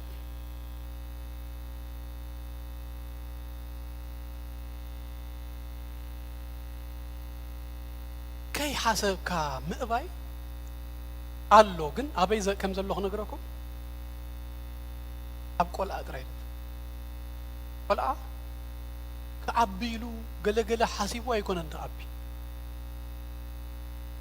منهم كي جبرة بيوت كسع زلو إنه سخا خير تجي هذا ما قلتي زمس أو تودي ومستخفته لكيس اليوم مالتي كل أنا سربرايز دخن كونينا تازوغا قوبيزو أنت زي أخذ أقرب مخد جميرة قال لك كنبرينا صغي لهم سيبك أقول لهم ببقى كوفا يبلون إنه وسخوا يمزغدوا أبتاز اللواس دوا يبلون ستاكا يقبروا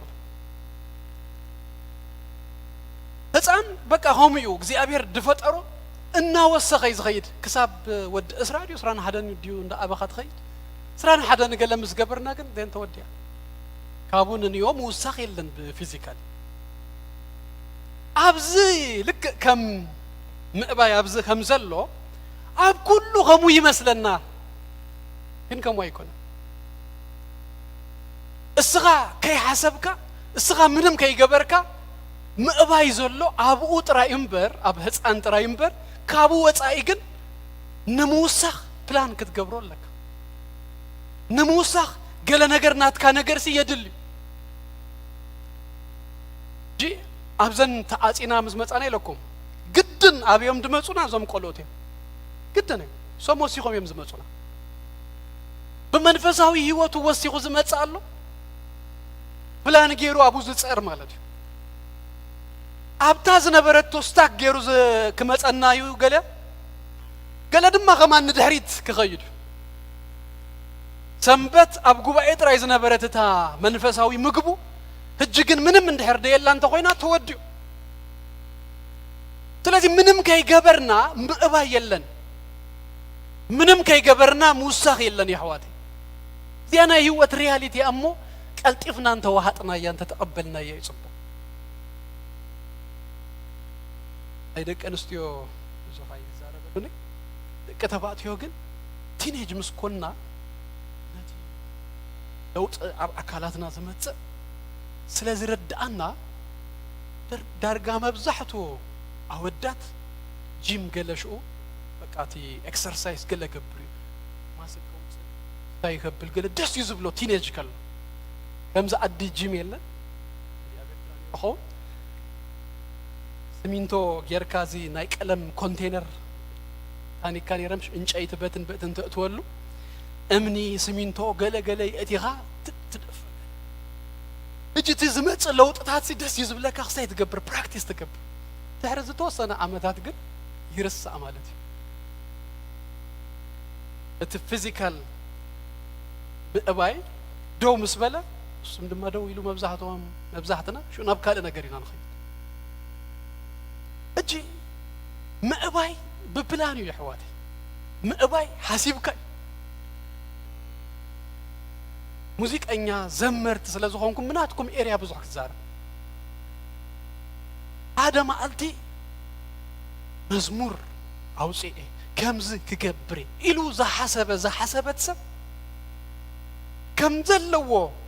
مستم كوير تراي براكتيس ناجبركي نابتك تحسبيو زلقي مبصح فتي موزيكالي وي مبصح فتي موزيكالي نحن نسمعكم هنا شكرا كابوس زحلف جن بزوحات كتسمعوا فريهم نبزوح كغون بتعمل بزوح نوح كتزرقه متان جن انتاي كجبر خل بزي اريازي كما يجري اذا ابيلوس كوفيلوس بلان كجبر كخلالو اوتوماتيكلي سقيلو ان انتشنال بزخونه منقدسي كابي دخل يلن يا حواتي ناي مبزحتنا ابتي نا هيوتنا إلاما نابتخن قبرون دلي نقرات ناي ما أباي إلاما خا انتايو ويدما بلان كا انتايو تباهيلنا انترفيو انتا نقبر من ما يبلنا بتز حسكايو نقرسي أبزا كلتشن إسرانجي انتاي خاسكي توسخ كما يجير كيخا ناي موسخ بلان كاسكي نقرن انتا نبهالسي يهلو النادو يحواتي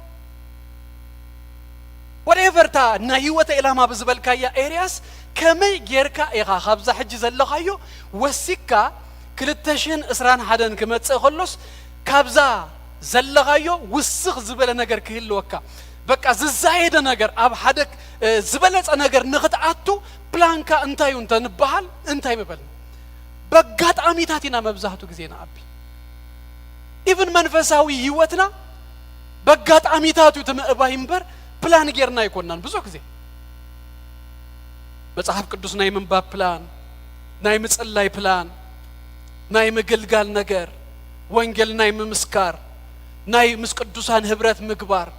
እዚ ሁሉ እኮ ፕላን ተገይሩ እዩ እናወሰካ ክትከይድ ድገብረካ እምበር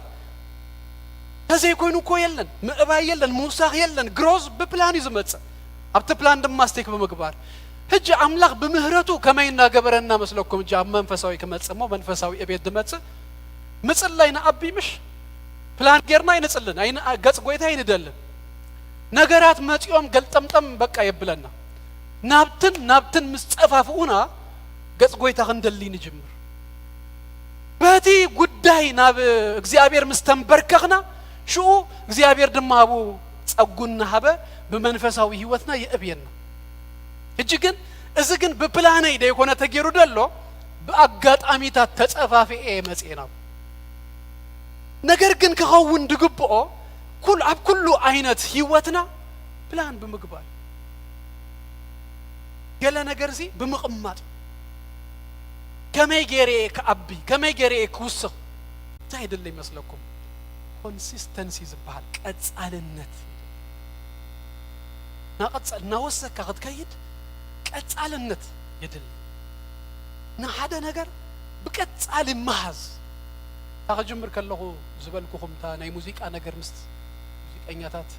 መጽኦም ኣሎ ንምሃር ገለ ምስተባህልና ታ ናይ መጀመርያ ንኹሉ ሰብ ዘበገሰቶ እንተያ ሞቲቬሽን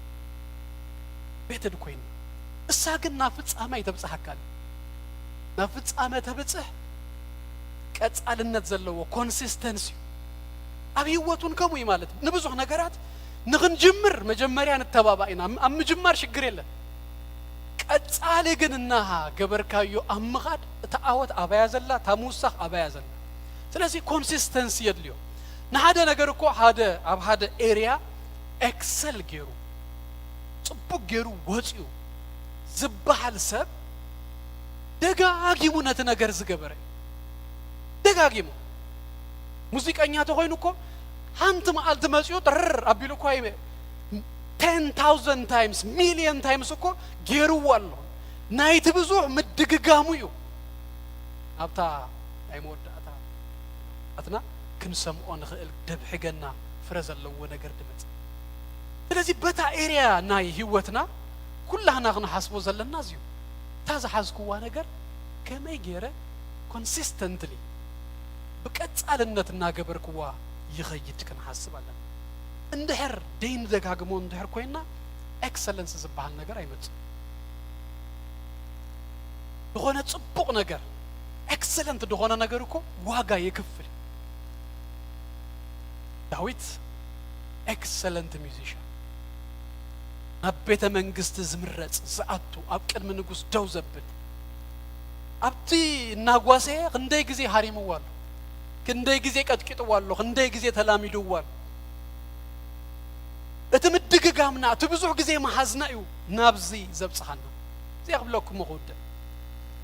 ገለ ጊዜ ንምድግጋም ሪኹም ንኤክሰለንት ብዕላማ በቃ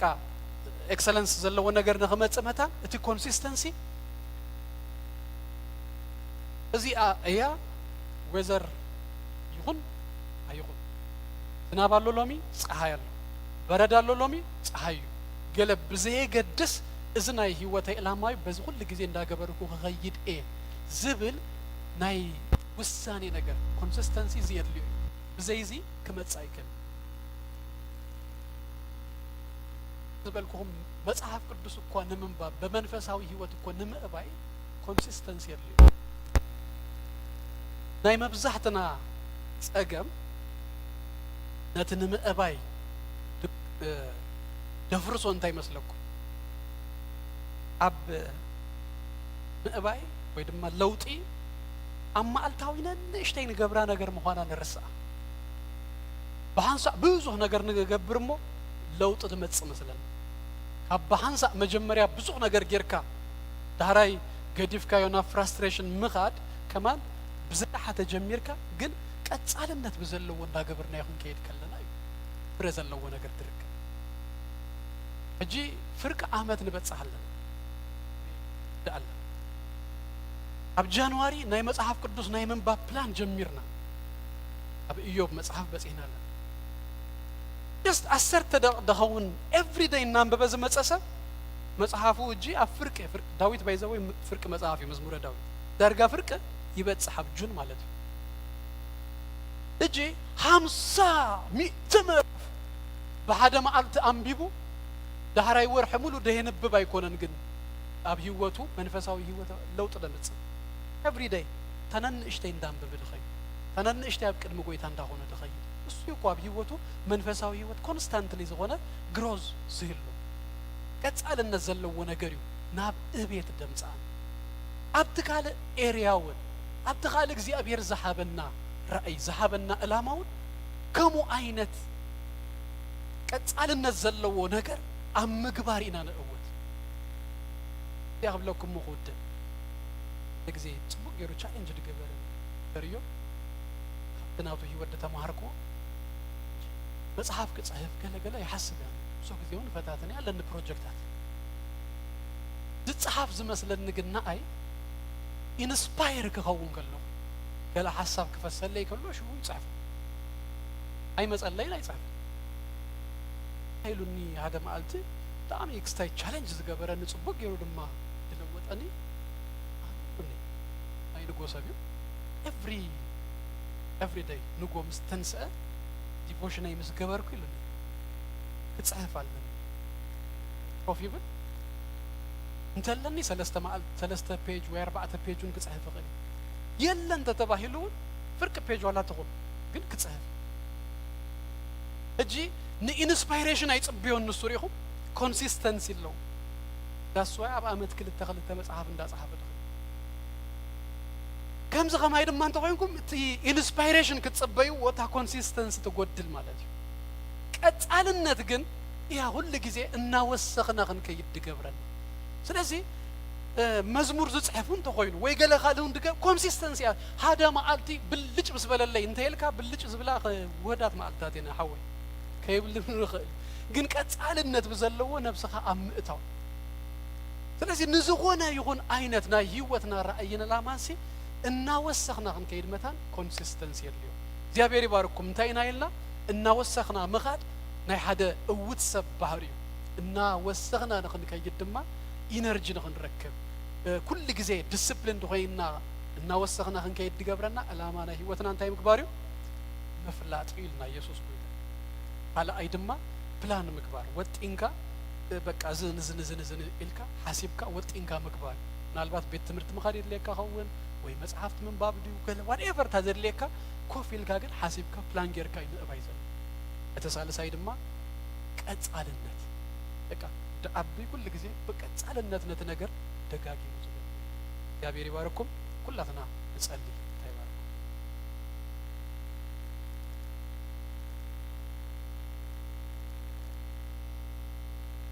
ሃሌሉያ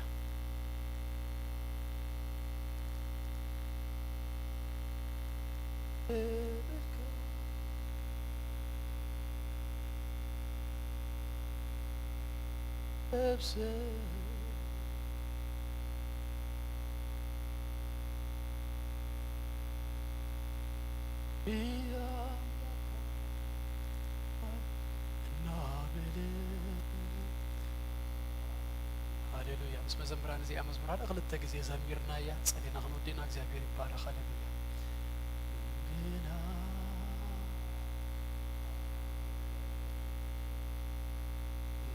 ኢየሱስ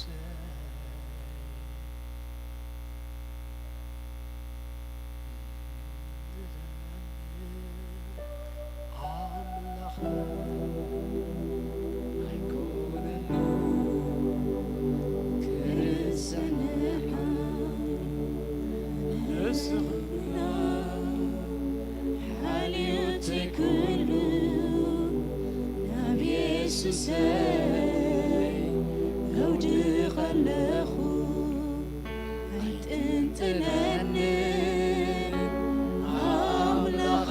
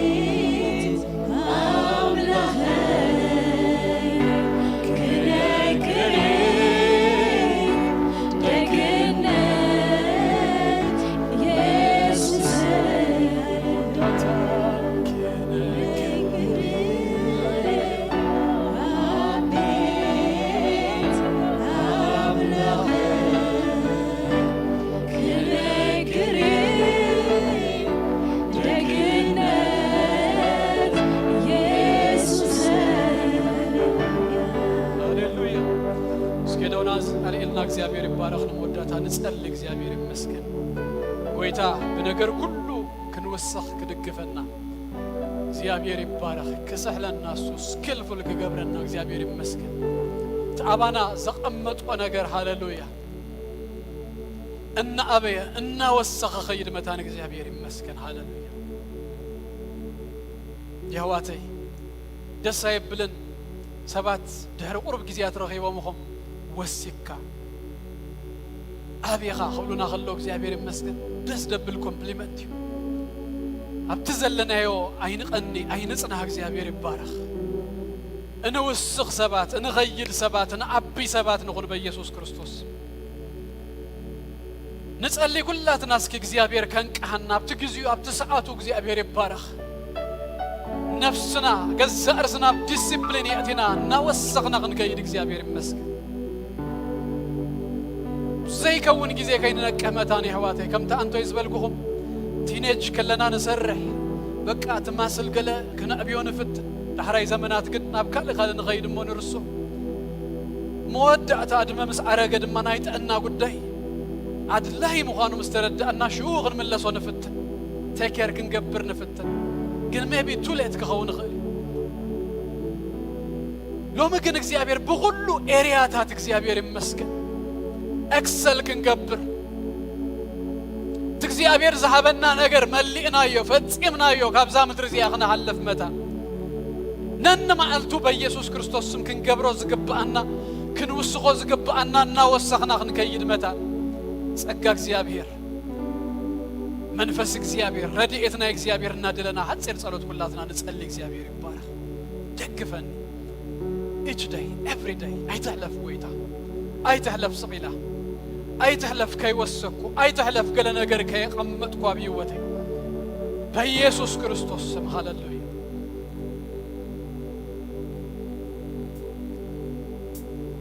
ሃሌሉያ ሃሌሉያ እግዚአብሔር አምላክና ናቦናን በጎይታ በክርስቶስ ኢየሱስ ስም ደግምና ነመስግነካለና ስለ ሁሉ ክብርን ምስጋናና አኻ ይሁን አቦዬ ጸልያለሁ ነፍስ ወከፍና ቅድረድአና እግዚአብሔር ክትሕግዘና ዕላማ ህይወትና እግዚአብሔር አቦ ክንፍጽም ክንመልእ መታን እና ወሰኽና እግዚአብሔር አቦ ነኸይድ ሰባት ክንከውን በኢየሱስ ስም ጸልያለሁ ጎይታ ገዛእስና ናብ ዲስፕሊን ክነእቱ መታን እግዚአብሔር አቦ በትዝሃብካና እግዚአብሔር አቦ ዕላማን አጀንዳን መስመርን እግዚአብሔር አቦ እንጎይ ናብ ፍጻሜና ንበጸ ሰባት ክንከውን በኢየሱስ ክርስቶስ ስም ደግፈን ጎይታ ማዓልታትና ወሰኸ ኸይድ ከሎ እግዚአብሔር አቦ ኣብ ህይወትናውን እግዚአብሔር አቦ ዘቐመጥካዮ ነገር ኩሉ እግዚአብሔር አቦ በኢየሱስ ክርስቶስ ስም እና ወሰኸ ኸይድ እግዚአብሔር አቦ በኢየሱስ ክርስቶስ ስም ጸልያለሁ ከማዓልታት ህይወትና እግዚአብሔር አቦ ኸሙና ወሰኽና ኸሙና በርታእና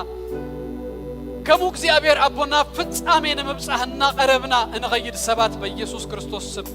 ንነፍስ ወከፍና ግበረና ካብ ስንፍናን ካብ ድኻምን ኩሉ ከተውጻአና በኢየሱስ ክርስቶስ ስም እለምነካለሁ ካብ ጽባህ ይገብሮ እግዚአብሔር አቦ ከተውጻአና ሎሚ እግዚአብሔር አቦ በኢየሱስ ክርስቶስ ስም ጊዜን ከሎ እግዚአብሔር አቦ በኢየሱስ ክርስቶስ ስም ክንገብሮ ዝግባእ ሁሉ ክንገብር ክንክእልመታን بشم ኢየሱስ ክርስቶስ ደግፈና እግዚአብሔር አቦ ሕዝ ግድፍ ከይነብን ጅምር እግዚአብሔር አቦ አቢልና ፍንው ነብል ሰባት ከይንኸውን ትዝሃዝናዮ ዘበለ ሁሉ በቀጻልነት እግዚአብሔር አቦ አጽኒና ንሕዝ ሰባት ክትገብረና بشم ኢየሱስ ክርስቶስ እለምነካለሁ ስለ ሁሉ ነገር ክብርን ምስጋናን በኢየሱስ ስም ናኻ ይሁን እግዚአብሔር አምላክ ይባርኩም ጸጉ يبزحلكم سلامو يهبكم ገጹ يبرحلكم ሰሙንኩም በስም ኢየሱስ ክርስቶስ ተባረከ ይሁን አብተኸድዎ አብተአትዎ ዘበለ ሁሉ ክብር እግዚአብሔር ሞገስ እግዚአብሔር ይቀድመልኩም ብርሃንኩም መመሊሱ ይድመቅ ደገ ጸላእትኩም ረሱ ናትኩም ዝኾነ ዘበለ ሁሉ በአምላክ ተሐለወ ተባረከን ይሁን እግዚአብሔር ይባርኩም ሰላም